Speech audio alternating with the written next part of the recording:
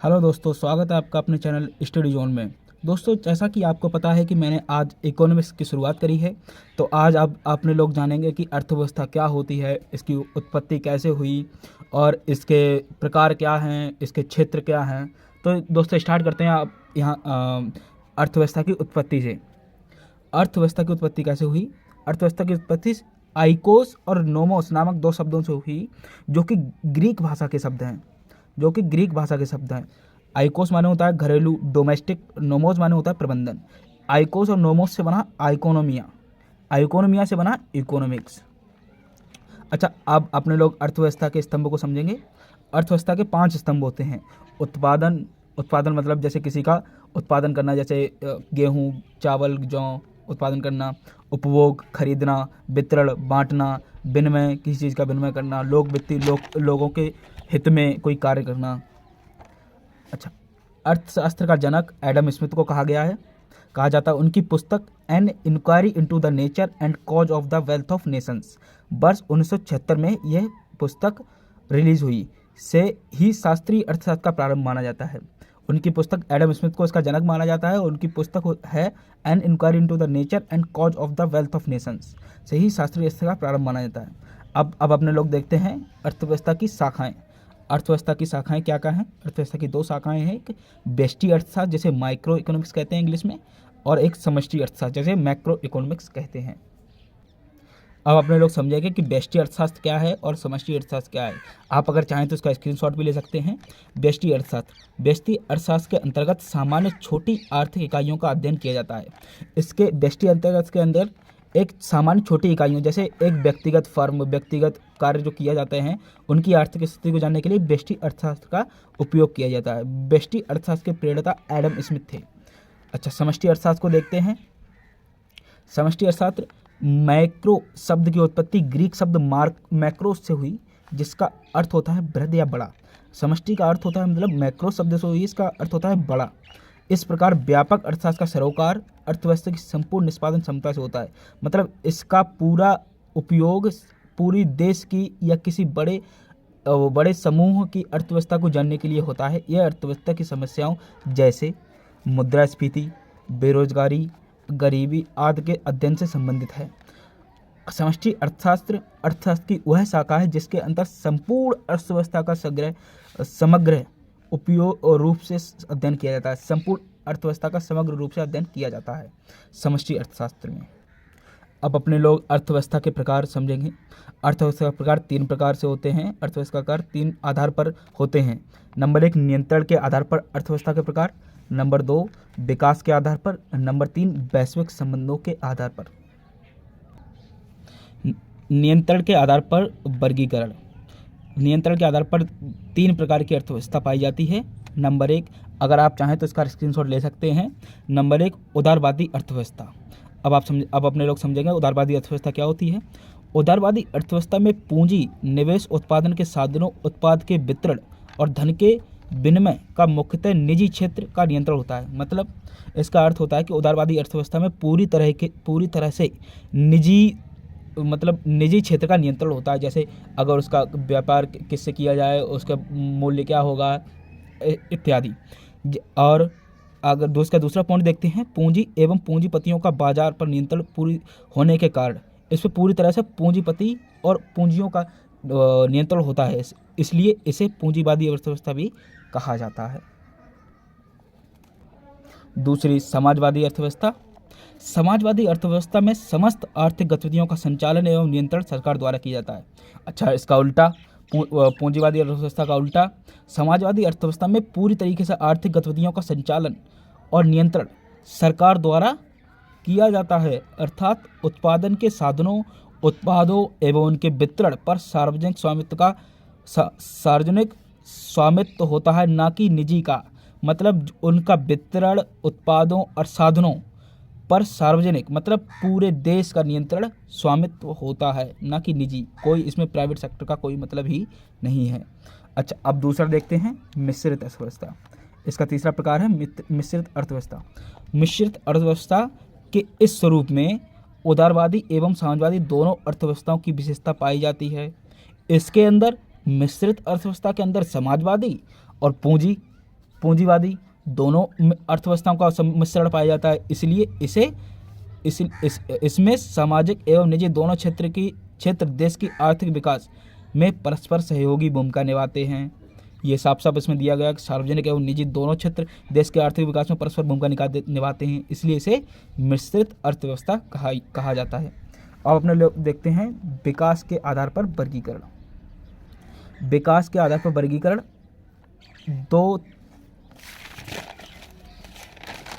तीन प्रकार से किया गया है। विकास के आधार पर वर्गीकरण तीन प्रकार से किया गया है। नंबर 1, अविकसित अर्थव्यवस्था, अनडेवलप्ड इकोनॉमी। अनडेवलप्ड इकोनॉमी, अच्छा देखिए अनडेवलप्ड इकोनॉमी क्या होती है। उन स्थानों देशों को अविकसित कहा जाता है जहां तीनों प्रकार के संसाधन प्राकृतिक, भौतिक तथा मानवीय में से कोई भी एक नगण्य है। नगण्य मतलब ना के बराबर है। उस देश को अनडेवलप्ड इकोनॉमी कहा जाता है जिनके पास प्राकृतिक संसाधन भी नहीं है, भौतिक भी नहीं है और मानवीय में से कोई एक नगण्य है, मतलब इन तीनों में से कोई एक नहीं है। जैसे ध्रुवीय क्षेत्र, सहारा रेगिस्तान जिसमें पता है आपको कि पानी बिल्कुल ना के बराबर है, इसलिए ये वह प्राकृतिक संसाधन है ना, इसलिए। अब आपने देखते हैं विकासशील अर्थव्यवस्था क्या होती है। अगर आप चाहें तो इसका स्क्रीनशॉट भी ले सकते हैं आप लोग। विकासशील अर्थव्यवस्था, एक अल्प विकसित या विकासशील देश वह है जहां एक ओर अप्रयुक्त अथवा अर्ध प्रयुक्त मानव शक्ति हो तथा दूसरी ओर अप्रयुक्त प्राकृतिक संसाधनों की कम या अधिक मात्रा में उपलब्ध पाई जाती है। मतलब एक विकासशील अर्थव्यवस्था वह होती है जहां मानव द्वारा भी शक्ति पूरी तरह से नहीं लगाई जाती, पूरी तरह से मानव शक्ति प्रयोग नहीं है, लेकिन प्राकृतिक शक्ति भी कम तरीके से प्रयोग में आती है। अच्छा, इस प्रकार की अर्थव्यवस्था में मौद्रिक, प्रौद्योगिकी एवं गैर आर्थिक सीमाओं के कारण विकसित देशों की तुलना में आय, उपभोग, बचत तथा पूंजी निर्माण का स्तर निम्न होता है। गैर सीमाओं के मतलब इन सीमाओं के कारण, मानवीय और प्रौद्योगिकी सीमाओं के कारण विकसित देशों की तुलना में, जो विकसित देश हैं उनकी तुलना में आय, उपभोग, बचत तथा पूंजी निर्माण का स्तर निम्न होता है। अच्छा, आप देखते हैं विकसित इकोनॉमी, विकसित अर्थव्यवस्था। विकसित अर्थव्यवस्था उन देशों स्थानों को विकसित कहा जाता है जहां उत्पादन के तीनों संसाधन प्राकृतिक, मानवीय तथा भौतिक पर्याप्त मात्रा में उपलब्ध हैं। प्राकृतिक संसाधन जैसे पानी, जल पानी और पेड़ पौधे वगैरह। मानवीय संसाधन जैसे मतलब कुछ भी मशीनरी वगैरह। भौतिक संसाधन जो फिजिकल रूप से उपलब्ध हैं, पर्याप्त मात्रा में उपलब्ध हैं तथा उनका अनुकूलतम या समुचित उपयोग हो रहा है, मतलब उनका पूरी तरह से अच्छी तरह से उपयोग हो रहा है। वैश्विक, अब आते हैं नंबर C, वैश्विक संबंधों के आधार पर वर्गीकरण। वैश्विक संबंधों के आधार पर वर्गीकरण दो प्रकार से होता है। नंबर 1, बंद अर्थव्यवस्था, क्लोज्ड इकोनॉमी। वह अर्थव्यवस्था जो बाहरी अर्थव्यवस्थाओं से अर्थात किसी भी प्रकार से आर्थिक संबंध नहीं रखती है, अर्थात आयात निर्यात की गतिविधियां शून्य होती हैं। मतलब बाहरी अर्थव्यवस्था क्या होती है, कई बच्चे कन्फ्यूजन में पड़ जाएंगे कि बाहरी अर्थव्यवस्था क्या होती है। बाहरी अर्थव्यवस्था जो दूसरे देश की अर्थव्यवस्था होती है, जैसे अपने देश, जैसे चाइना है, वो बाहरी अर्थव्यवस्था होगी अपने लिए, अपने भारत के है ना, इसलिए। तो बाहरी अर्थव्यवस्था दूसरे देश की अर्थव्यवस्था किसी भी प्रकार से आर्थिक संबंध मतलब आयात निर्यात का संबंध नहीं रखती है, उसे बोलते हैं क्लोज्ड इकोनॉमी, शून्य होती है तथा निजी क्षेत्र की भूमिका नगण्य होती है। और निजी क्षेत्र मतलब पूंजीवादी अर्थव्यवस्था वाला निजी क्षेत्र जो नगण्य होता है, मतलब ना के बराबर होता है, उसे बंद अर्थव्यवस्था कहते हैं। इसका एग्जाम्पल है उत्तरी कोरिया। उत्तरी कोरिया में बंद इकोनॉमी पाई जाती है। अब अपने लोग देखते हैं खुली अर्थव्यवस्था क्या है। खुली अर्थव्यवस्था वह अर्थव्यवस्था जिसका शेष विश्व के साथ आर्थिक संबंध होता है। वह अर्थव्यवस्था जिसके साथ शेष विश्व के साथ आर्थिक संबंध होता है। इस अर्थव्यवस्था में वस्तु और सेवाओं का अन्य देशों को बाह्य प्रभाव और अन्य देशों से वस्तु और सेवाओं का अंतः प्रभाव होता है। मतलब वह उस अर्थव्यवस्था में जिसे बाहरी देशों के आयात निर्यात होता है, जिसमें वस्तुएं आती हैं और वस्तुएं भेजी जाती हैं, आयात निर्यात होता है। ऐसी अर्थव्यवस्था में उत्पादन, उपभोग तथा पूंजी निर्माण बाह्य लेन देन से प्रभावित होता है। और पूंजी निर्माण बाह्य लेन देन मतलब बाहरी अर्थव्यवस्थाओं से प्रभावित होता है। सबसे पहले अपने पढ़ी अर्थव्यवस्था का उत्पत्ति, फिर अर्थव्यवस्था का वर्गीकरण। अब अपने लोग पढ़ेंगे अर्थव्यवस्था के क्षेत्र, सेक्टर ऑफ इकोनॉमी। अच्छा, सबसे पहला है अर्थव्यवस्था का क्षेत्र प्राकृतिक क्षेत्र, प्राइमरी सेक्टर। अर्थव्यवस्था का वह क्षेत्र जहाँ प्राकृतिक संसाधनों को उत्पाद के रूप में प्राप्त किया जाता है। वह क्षेत्र जिसमें प्राकृतिक संसाधनों को उत्पाद के रूप में प्राप्त किया जाता है, जैसे खेती वगैरह करना, वो प्राकृतिक रूप से उत्पाद प्राप्त किया जाता है। अर्थात इसके अंतर्गत अर्थव्यवस्था के प्राकृतिक संसाधनों का लेखांकन किया जाता है, प्राथमिक क्षेत्र कहलाता है।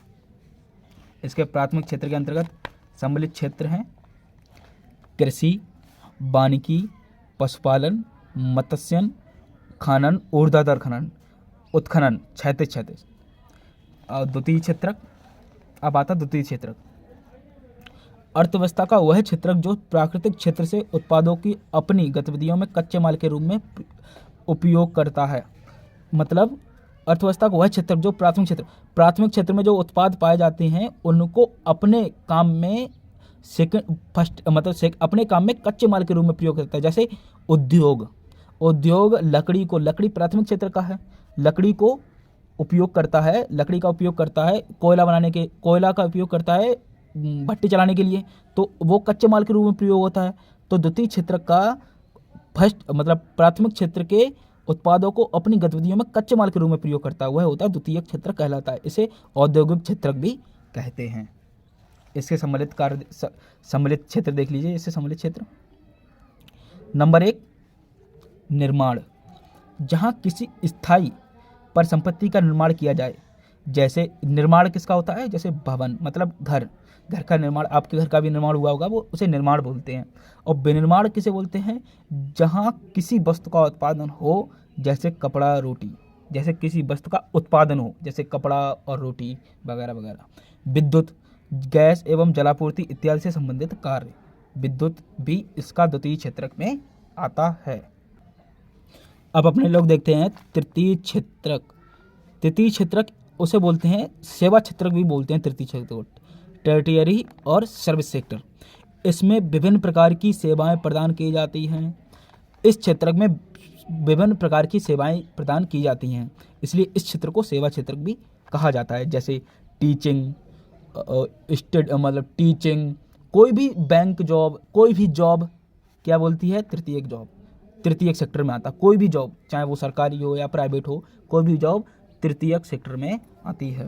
तृतीयक क्षेत्रक से संबंधित अंतर्गत सम्मिलित क्षेत्र परिवहन एवं संचार, नंबर 2 बैंकिंग, नंबर 3 बीमा, भंडारण, व्यापार, सामुदायिक सेवाएं।